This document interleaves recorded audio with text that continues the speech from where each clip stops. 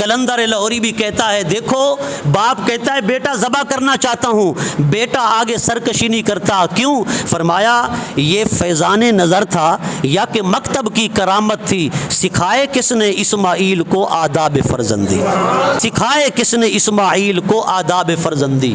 یہ اللہ کا کرم ہے کہ اللہ نے اسماعیل علیہ السلام کو ذبح ہونے سے بچا لیا اور اس کے بدلے میں مینڈھا دے دیا، ورنہ پتہ نہیں آج ہمیں بھی بیٹوں کی قربانیاں دینا پڑتی۔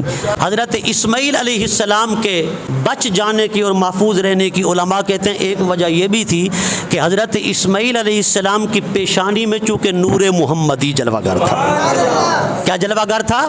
نور محمدی جلوہ گر تھا۔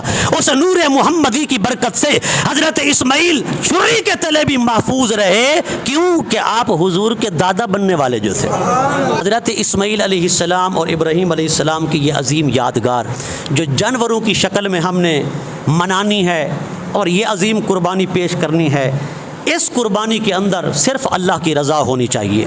جانور کو ذبح کرنے کا مقصد یہ نہیں کہ بس جانور کو ذبح کریں، کیونکہ اصل جو مقصود ہے قربانی کا مقصد وہ یہ ہے کہ ہم جس طرح جانور کی گردن پہ چھری چلا رہے ہیں اسی طرح ساتھ یہ نیت ہونی چاہیے کہ ہم اپنے نفسانی خواہشات جو اللہ رسول کے فرمان کے خلاف ہیں، اللہ رسول کی نافرمانی ہوتی ہے، ایسی خواہشات انسان میں آتی ہیں نا، نفس امارہ سرکش ہے، ایسی خواہشات آتی ہیں، تو جانور کی گردن پر چھری چلانے کے ساتھ ان نفسانی خواہشات پر بھی چھری چلاتے ہوئے یہ وعدہ کریں کہ یا اللہ آج کے بعد نفسانی خواہشات بھی میں نے ذبح کر دی۔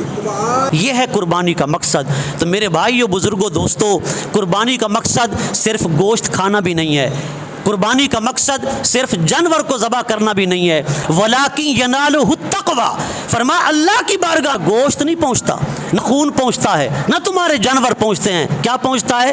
تقویٰ اور پرہیزگاری۔ دل کا خلوص جو ہے نا، یہ رب کی بارگاہ میں پہنچتا ہے، دل کا خلوص۔ فرمایا خلوص دل کے ساتھ قربانیاں پیش کرو۔